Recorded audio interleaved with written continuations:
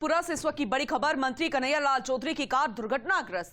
काफिले में चल रहे वाहन के बीच बाइक आने से हादसा हुआ है। हादसे में बाइक सवार युवक भी घायल हो गए हैं, जो जानकारी मिल रही है। लेकिन कार में सवार मंत्री जी और चालक बाल बाल बचे हैं। मालपुरा जयपुर मार्ग पर चौसला के पास की घटना इस वक्त की बड़ी खबर आप तक पहुंचा रहे हैं। तो दुर्घटना हुई है टोंक के मालपुरा से बड़ी खबर। मंत्री कन्हैया लाल चौधरी की कार दुर्घटनाग्रस्त हुई है। दरअसल उनका काफिला चल रहा था और काफिले में चल रहे वाहन के बीच बाइक आ गई और बाइक आने से यह हादसा हुआ है। इस हादसे में बाइक सवार युवक घायल हो गया है। उसको कितनी चोट लगी है, कितना चोटिल हुआ है, ये भी आपको जानकारी देंगे, क्योंकि सबसे पहले कोशिश इस बात को लेकर रही होगी कि सबसे पहले उसे प्राथमिक उपचार दिया जाए, अस्पताल में भर्ती किया जाए। लेकिन ये भी आपको अपडेट कर दे, राहत की बात यह है कि कार में सवार मंत्री और चालक बाल बाल बचे हैं, चोट नहीं आई है।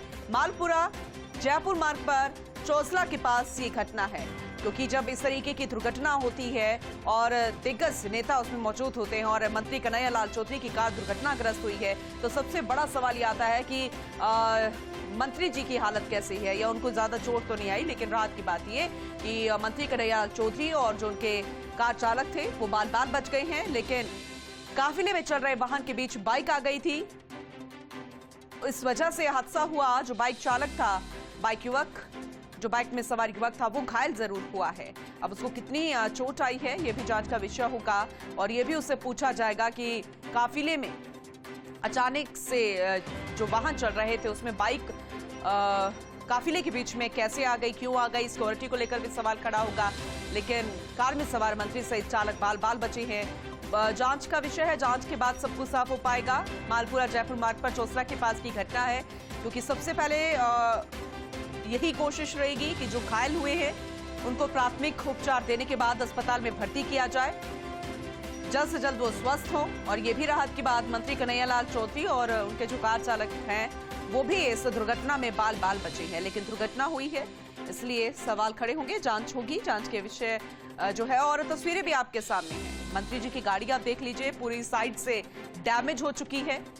दुर्घटना हुई है लेकिन बाल बाल बचे हैं मंत्री जी।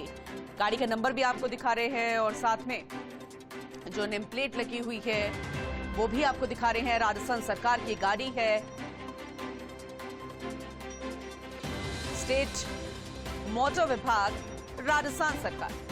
टोंक के मालपुरा की तस्वीरें, ये वही गाड़ी है जो कि दुर्घटनाग्रस्त हो चुकी है।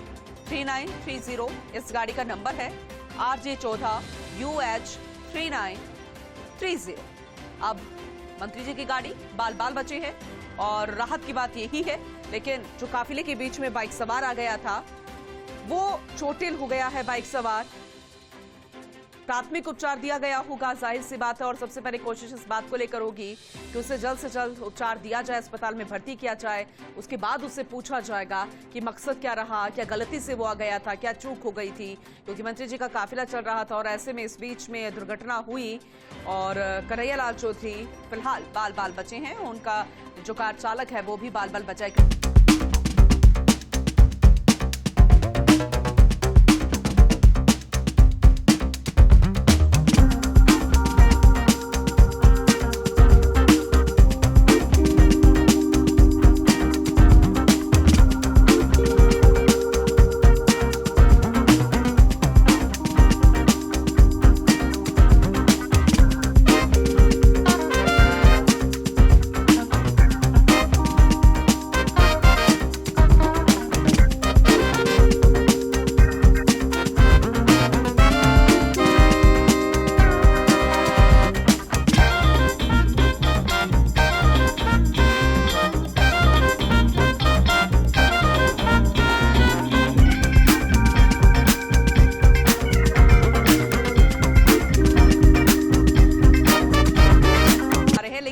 एक बारगे आपको देखकर ऐसा लगेगा कि जिस तरीके से विजुअल सामने आए हैं और गाड़ी साइड से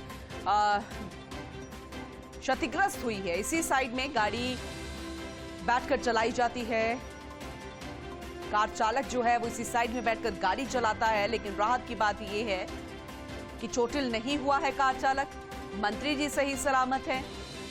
फिर वजह जाननी बेहद जरूरी हो जाती है कि दुर्घटना हुई कैसे, और वो तस्वीर भी सामने आ चुकी है जो कि हादसे का कारण बनी। ये वही बाइक है जो कि काफिले के बीच में आ गई थी। बाइक चालक जो है वो चोटिल हो गया है।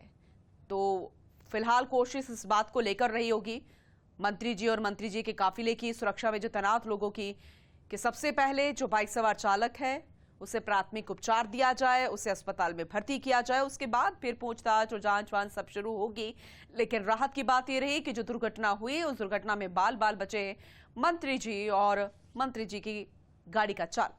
तो तस्वीरें भी सामने हैं, पहली गाड़ी मंत्री जी की है, दूसरी जो तस्वीर हम आपको दिखा रहे हैं विंडो में वो उस बाइक चालक की ही गाड़ी है। वही बाइक है जो कि काफिले के बीच में आ गई थी और दोनों ही क्षतिग्रस्त हो चुकी हैं। तो जो तस्वीरें सामने आई है उस बात से अंदाजा लगाया जा सकता है कि दुर्घटना तो हुई, लेकिन राहत की बात यह कि कोई भी बहुत ज्यादा गंभीर रूप से घायल नहीं हुआ।